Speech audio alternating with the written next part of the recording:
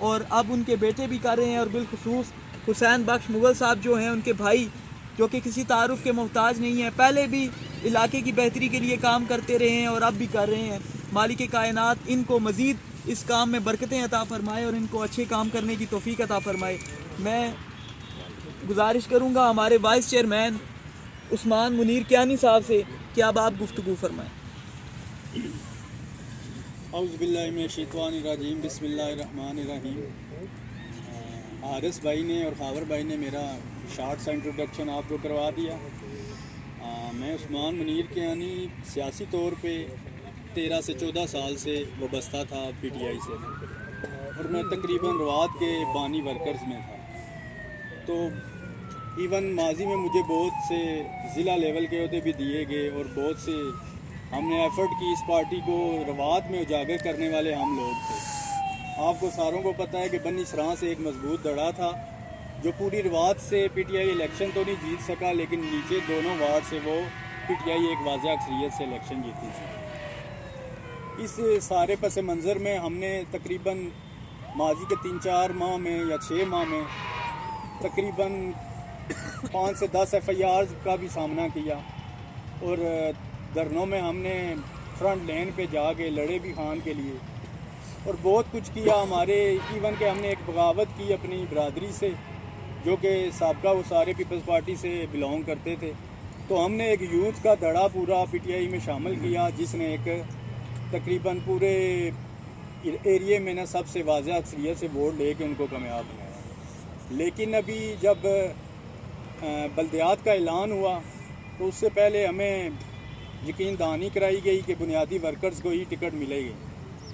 تو اس سے پہلے تو رواد میں چند ہی بندے تھے پی ٹی آئی میں شامل تھے، اور ان کی کوئی کہتے ہیں کہ سیکریفائز بھی نہیں کیا، بس اوپر سے 5-10 بندے ہوتے تھے جو مشکل وقت میں نا نظر نہیں آتے تھے۔ لیکن جب ہماری پارٹی جو سابقہ تھی پی ٹی آئی کی گورنمنٹ تھی،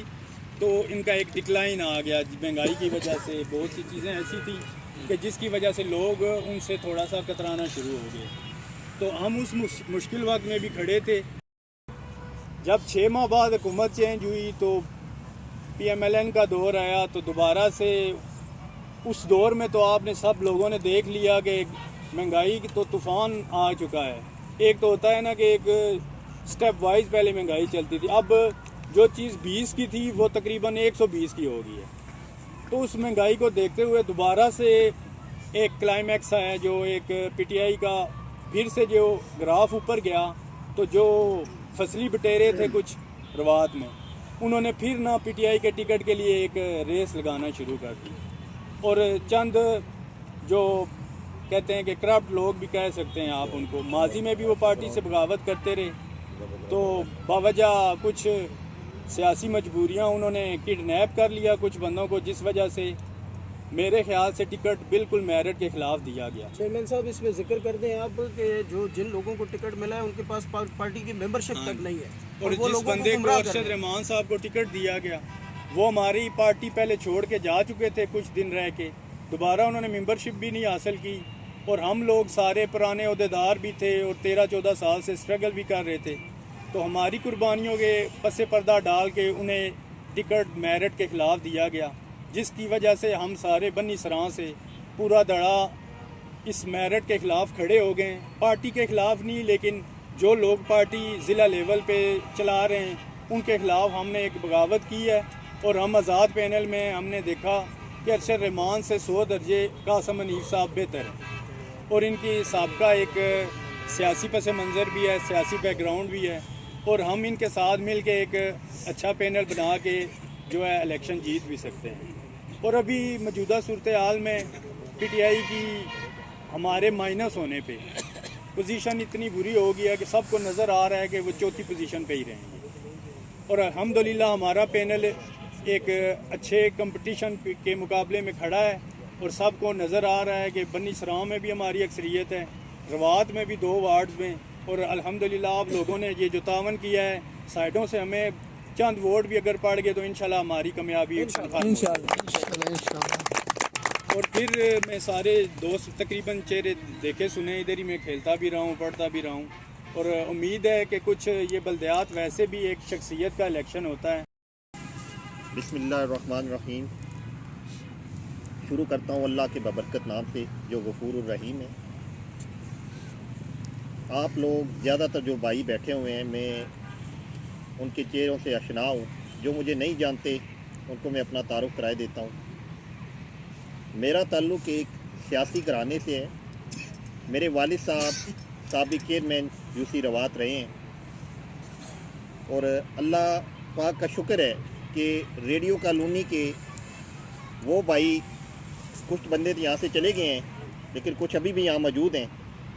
میرے والد صاحب نے پہلا الیکشن 1988 میں لڑا ایز اے جنرل کونسلر، تو تب بھی ریڈیو کالونی کے بھائیوں نے ہمیشہ ہمیں عزت سے نوازا۔ میں 1988 میں میری ایج 5 سال تھی، لیکن میں دیکھتا تھا کہ زیادہ ذکر ہمارے گھروں میں ریڈیو کالونی کا ہوتا تھا، کہ ریڈیو کالونی کے اصغر صاحب تھے، یہاں پہ اکرم صاحب تھے، کافی اور بندے تھے، سیف صاحب تھے، زیگم شاہ صاحب تھے، وہ اب ہمارے بزرگوں میں آتے ہیں سب۔ تو میں دیکھتا تھا کہ ریڈیو کالونی کا ذکر ہماری فیملی میں سر فہرست گنا جاتا تھا، یا بہت اچھے لوگ ہیں، ہمیشہ ہماری سپورٹ میں ہمارے شانہ بشانہ کھڑے رہتے ہیں۔ میں والد صاحب کے ساتھ 2015 کے الیکشن میں بھی آیا یہاں پہ کمپین کے لیے، اور ماشاءاللہ انہی چہروں نے، اللہ جنت میں گھر کرے، یہاں منور خان صاحب تھے، فوت ہو گئے ہیں، سب بھائیوں نے ہمیں بہت عزت دی، بہت پیار دیا، اور اللہ جنت میں گھر کرے طارق بھائی کو، وہ ان کے بھی ساتھ ہمارے ایک سیاسی اور ایک بھائی چارے کے تعلق تھے۔ تو میں آپ لوگوں سے وعدہ کرتا ہوں کہ انشاءاللہ میرے والد صاحب کی ڈیتھ ہو گئی ہے، تقریباً 1 سال ہوا ہے، میں بھی ہمیشہ آپ کے ساتھ ایسے ہی شانہ بشانہ کھڑا رہوں گا جیسے آپ لوگوں نے ہمیشہ ہمیں عزت دی۔ میرے دروازے آپ کے لیے 24 گھنٹے کھلے ہیں۔ میرا فون نمبر آپ لوگوں کے پاس ہوگا، جس بھائی کے پاس نہیں ہے وہ مجھ سے نمبر لے سکتا ہے، جب بھی کال کریں گے آپ کو اویلیبل ہوں گا میں۔ کسی کا کوئی مسئلہ ہے میں آپ کے لیے حاضر ہوں۔ 31 دسمبر کو ہمارا میز کرسی کا نشان ہے، اس پہ ہمیں ووٹ دے کے کامیاب بنائیں تاکہ ہم آپ کے لیے مزید کچھ کر سکیں۔ شکریہ۔ میں آپ ہی کے بڑے ہیں چودھری محمد حنیف صاحب کے بھائی، اور صرف یہ وہ شخصیت ہیں کہ جنہوں نے روات کے لیے کام نہیں کیا، بلکہ پاکستان بھر میں ان کی جہاں ضرورت پڑی ہے، خدا کی مخلوق کو انہوں نے خدا کی مخلوق کے لیے درد رکھا ہے اور ان کا کام کیا ہے۔ میری مراد جناب عزت مآب حسین مغل بخش صاحب سے گزارش کرتا ہوں کہ آپ تشریف لائیں اور اپنی گفتگو فرمائیں۔